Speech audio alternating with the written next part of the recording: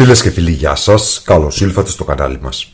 Σήμερα θα παρακολουθήσουμε μαζί τα υλικά και τη διαδικασία για να φτιάξουμε αυτή εδώ την υπέροχη δροσερή σαλάτα ζυμαρικών.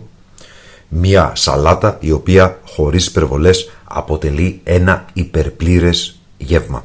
Πάμε λοιπόν να παρακολουθήσουμε μαζί τα υλικά και τη διαδικασία για την εκτέλεση της συνταγής μας.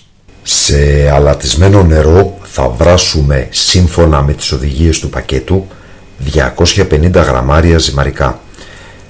Εμείς έχουμε επιλέξει το στριφτό που μπορεί να το γνωρίζετε και ως τριβελάκι ή βίδες.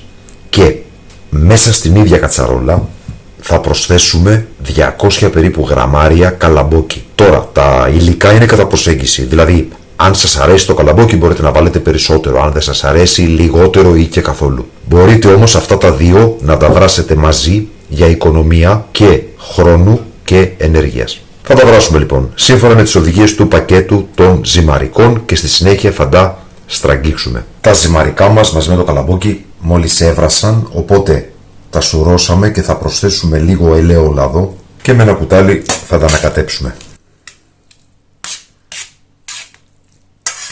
Και εμείς στο μεταξύ θα κάνουμε μια προεργασία με τα υπόλοιπα υλικά και πιο συγκεκριμένα θα χρειαστούμε λίγη πιπεριά. Εμείς θα χρησιμοποιήσουμε πιπεριές 3 χρωμάτων. Δεν είναι όμως αναγκαίο, μπορείτε να χρησιμοποιήσετε την κλασική πράσινη πιπεριά, τη φλάσκα, ή πιπεριά Λορίνης ή την Charleston ή όποια άλλη πιπεριά εσείς θέλετε.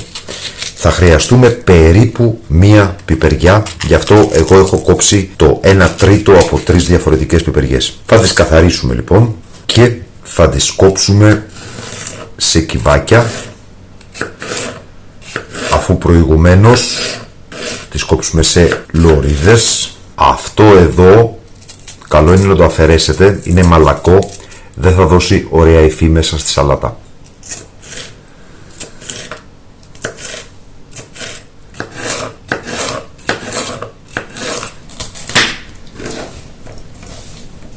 Θα προσθέσω και λίγη Charleston, πράσινη έτσι για το χρώμα.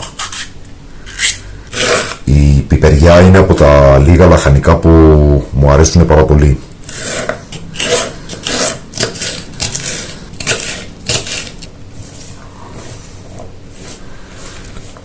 Και οι πιπεριές μας είναι έτοιμες. Θα χρειαστούμε μία χούφτα περίπου καρύδι.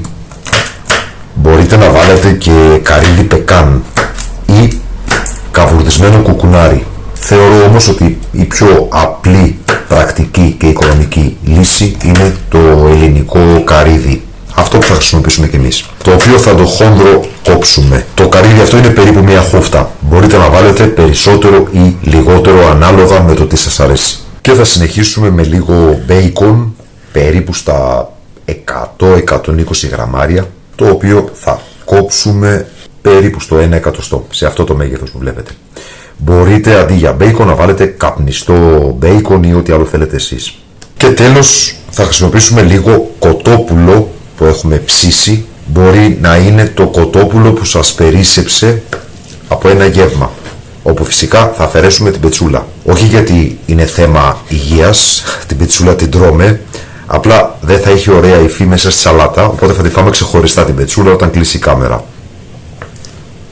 Θα χοντροκόψουμε λοιπόν το κοτόπουλο και με αυτό πλέον καταλαβαίνετε ότι φτιάχνουμε ένα υπερπλήρες, θρεπτικό και υγιεινό γεύμα ή δείπνο.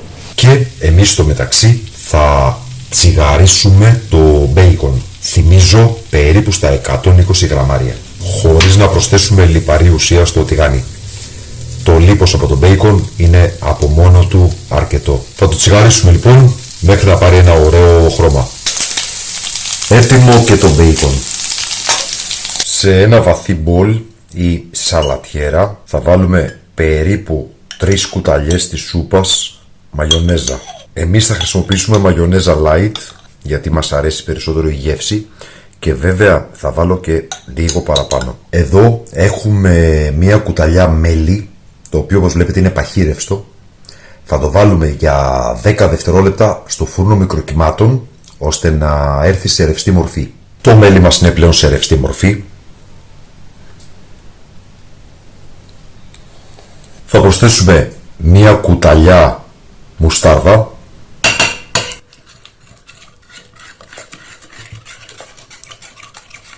Θα ανακατέψουμε πάρα πολύ καλά.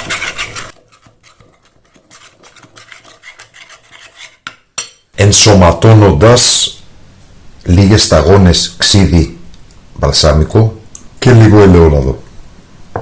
Θα ανακατέψουμε μέχρι να ομογενοποιήσουμε. Θα προσθέσουμε κατά προτίμηση λίγο αλάτι και λίγο φρεσκοτριμμένο πιπέρι.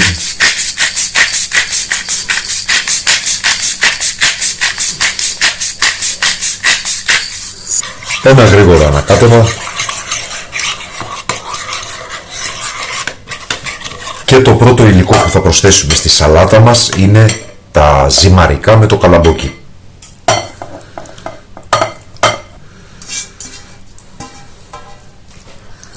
Και θα ανακατέψουμε τα ζυμαρικά απαλά, όμως δεν θέλουμε να τα λιώσουμε.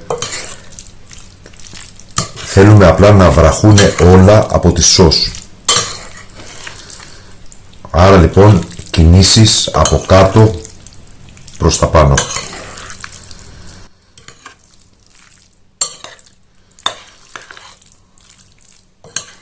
Θα προσθέσουμε τις πιπεριές. Μπορείτε να βάλετε και βρασμένα ανάμεικτα λαχανικά, αρακά, καροτάκια κτλ.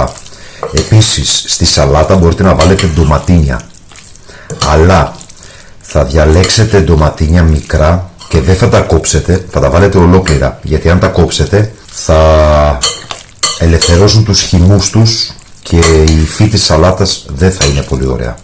Θα προσθέσουμε το μπέικον που έχουμε τσιγαρίσει.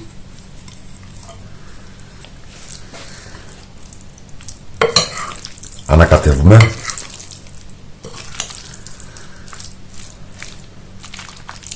Θα προσθέσουμε τώρα λίγο καρύδι και λίγες ελιές απείρινες κομμένες σε ροδέλες. Μπορείτε να πάρετε και έτοιμες από το βαζάκι. Να ανακατέψουμε λοιπόν. Τώρα θα προσθέσουμε το κοτόπουλο.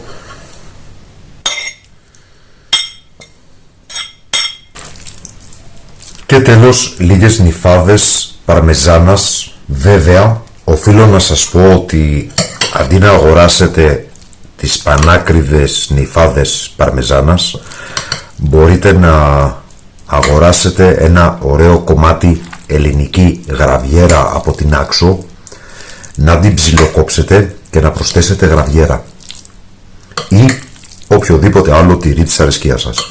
Να θυμόμαστε όμως ότι έχουμε και στην Ελλάδα πολύ ωραία τυριά εφάμιλα φημισμένων γαλλικών ή ιταλικών τυριών, όπως είναι η παρμεζάνα. Για να πω την αμαρτία μου, θα βάλω λίγη παρμεζάνα ακόμα γιατί τη λατρεύω.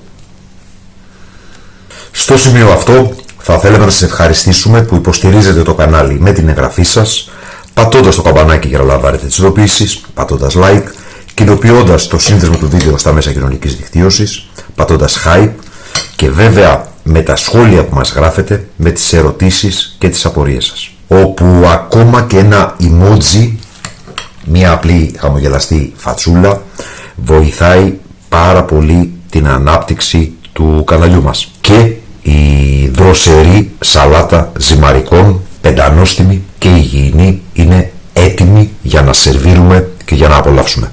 Αυτή ήταν λοιπόν η σημερινή μας συνταγή. Ελπίζουμε να σας άρεσε. Σας ευχαριστούμε που μας παρακολουθήσατε. Καλή συνέχεια. Να είστε όλοι καλά.